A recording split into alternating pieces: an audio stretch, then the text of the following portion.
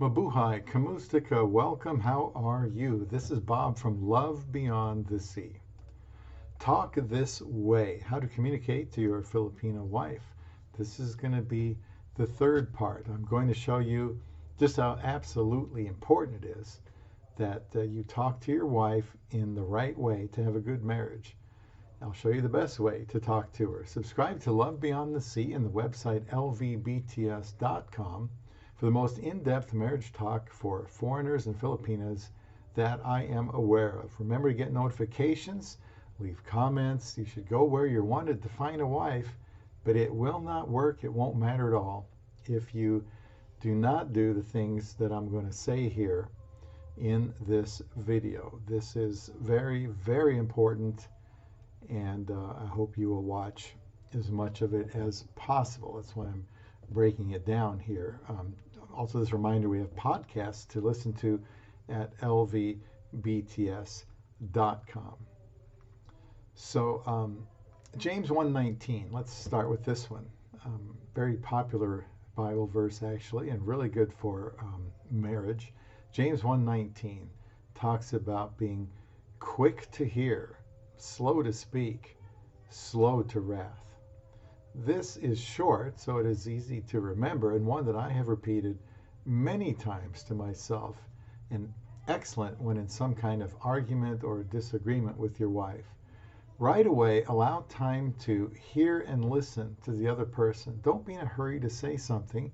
Even if you're angry, focusing on listening first, then not being in a big hurry to talk, will help calm your anger.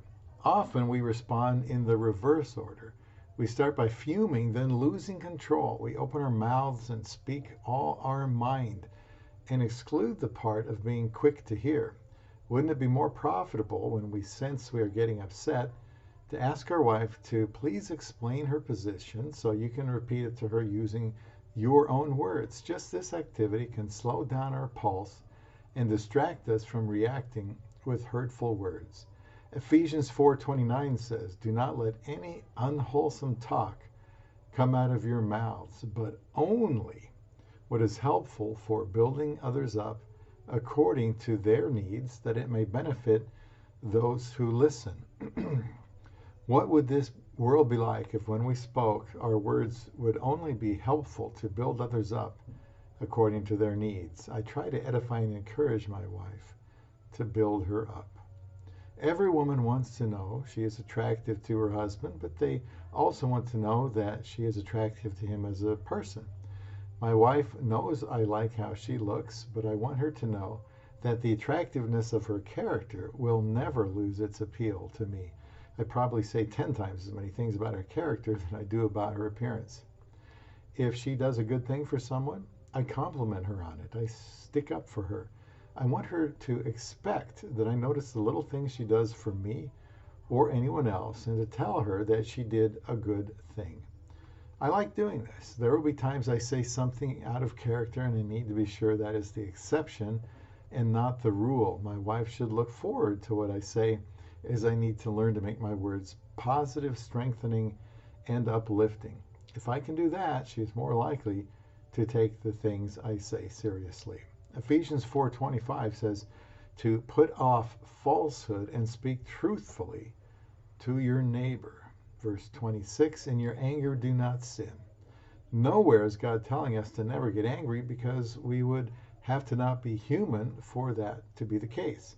Remember, swift to hear, slow to speak, slow to wrath, which is anger. Sometimes the best thing to do will be to say to your wife that you're just too upset to talk to her about something now, and you don't think now is the best time to talk about it, so you just do something else. By the time the next day comes around, it is quite possible that you will have calmed down, which will help to avoid saying damaging things. Proverbs 6:16 and 17. Here are 6 things the Lord hates, 7 that are detestable to him: a lying tongue, a false witness who pours out lies, and a person who stirs up conflict in the community. The last part sounds like the Philippines vlogging scene. Matthew 12:36 and 37 says, I tell you, on the day of judgment, people will give account for every careless word they speak.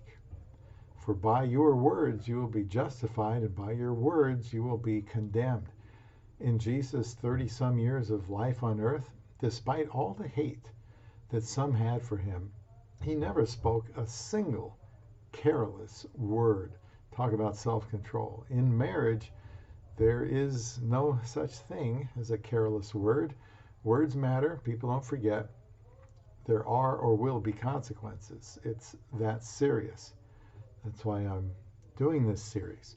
There have been times when I said something to my wife and later thought about whether or not it might have bothered her or been taken the wrong way. Sometimes I tell her I apologize for something I said several hours ago and try to clarify what I meant at the time so there are no hard feelings. Another verse, Proverbs 16:24, gracious words are like a honeycomb, sweetness to the soul and health to the body. That's what you want. Wouldn't it be great if the Filipina in our life believed from experience that whenever we had something to say, it brought health? Honestly, learning how to communicate graciously before marrying a Filipina is excellent premarital education. If a man's words are consistently gracious and uplifting to his Filipina, she will probably look radiant. But if he is cutting her down, she will probably look old before her time. In fact, my wife is very pleasant to work with. We used to be employed at the same place. She's the kind of person you look forward to working with. She is smiling and friendly. She avoids gossip and drama. Do you think she would come across this way if her home life were filled with nitpicking, complaining, and criticism? I'd like to think that whether people realize it or not, that the woman they are looking at is feeling good about herself because she is being built up with gracious words from her husband. If that were not the case, her countenance would be resoundingly different. A note on complaining here, since I tend to be one.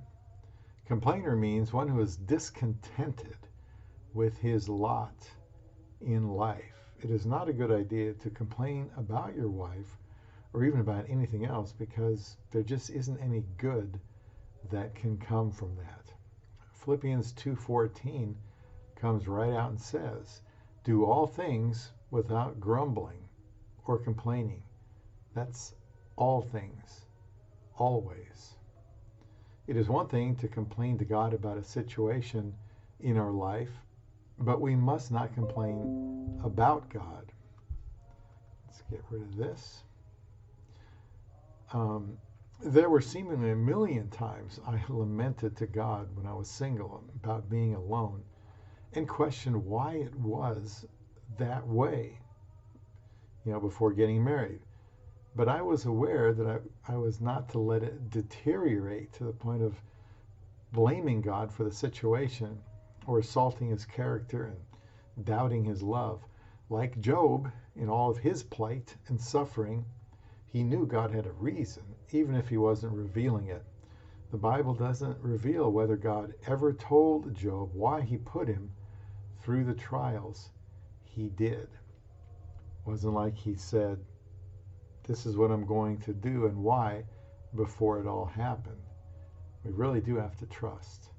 Unless you marry someone completely not right for you, you should think that God gave you that woman, that Filipina, to be your helper.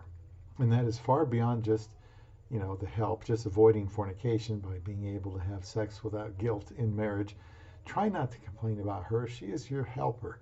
A wife that hears her husband complain a lot is going to be an unhappy wife.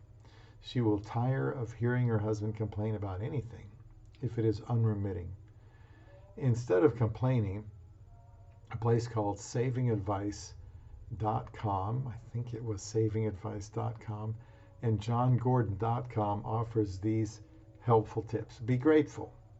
This is, instead of complaining, be grateful that God gave her to you for all her good attributes, for the good times you've shared.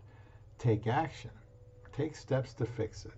If it's a money issue, you might have to write the numbers on paper and show how practically a certain decision is going to affect the bottom line.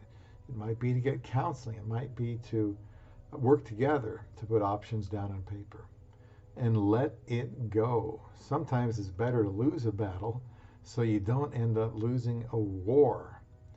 A man who had been married 63 years was asked what his secret of success was. Of course, there are no secrets. His answer was, I've learned I'd rather be happy than right. This is where it helps to remind yourself that as the husband, you are the one who is to shape and give direction to the marriage. That's what leadership involves. All the while doing so without trying to control her. If that happens, you aren't directing and leading, you would be controlling and bossing or bullying. There might even be times when you have to allow your wife to make a decision that you don't agree with by carefully weighing the benefits and consequences. Please see the video I have about not controlling your wife. I won't go into detail, but there was a time early on for us I did not agree with something, and I sought some advice, not on what to do because I didn't think I could change her mind, but the best way to handle this situation. And their advice was to ask what she thought the best thing to do was, and if she absolutely was sure, then I can allow it. If it didn't work out, I or we could manage the loss, but if it did work out, then my wife would respect me for allowing her to move forward with something that she knew wasn't my preference, but I wanted to defer to her as much as possible. I always have. If it did work out, she would respect me for allowing her to do it. So a win-win. Also, find a distraction. Lift weights, read, walk, listen to music, etc.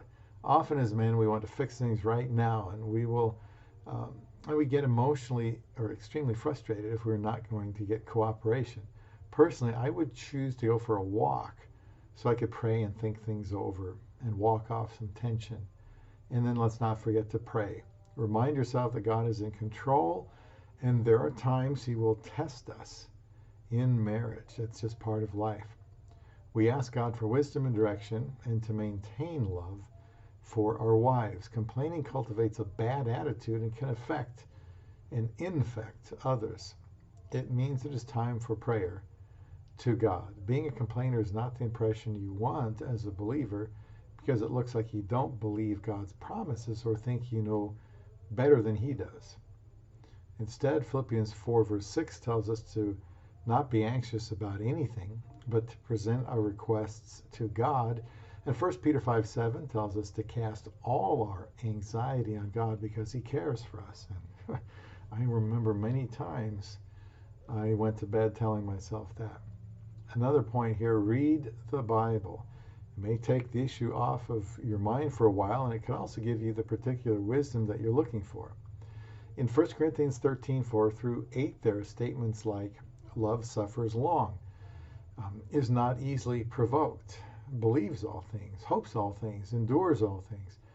Two people are always apt to disagree about things, and they need to be worked through together as much as they can.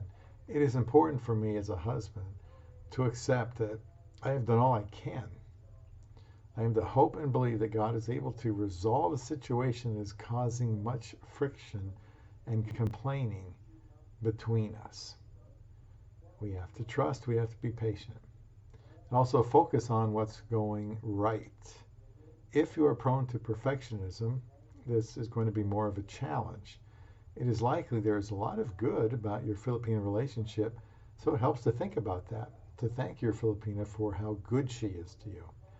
Use praise. This is similar to focus on what's going right. Praise her for the things she still does that you genuinely appreciate. Try not to have tunnel vision on the particular matter at hand, because then you might overlook the good that exists. Vent and be done with it. Just don't burn the bridge while doing it. Focus on the issue and don't get personal with name calling and blaming. This will help the next time something comes up that you'd want to complain about, as you will have learned a little restraint, and your Filipina would realize that you avoided duking it out with her, figuratively speaking. And also, let it go.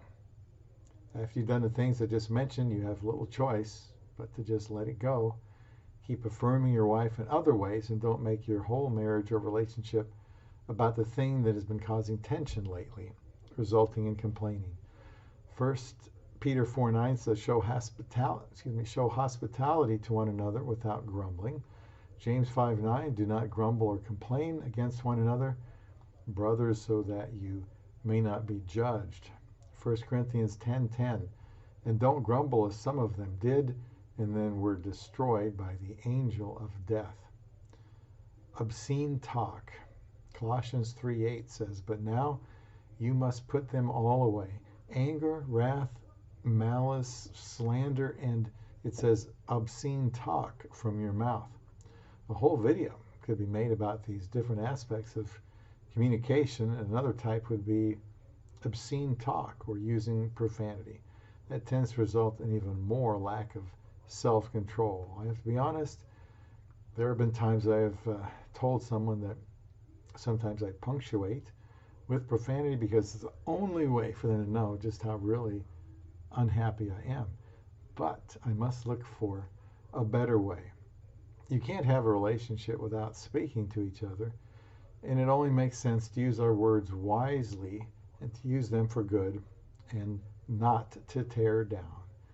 This is how I try to communicate with my love beyond the sea.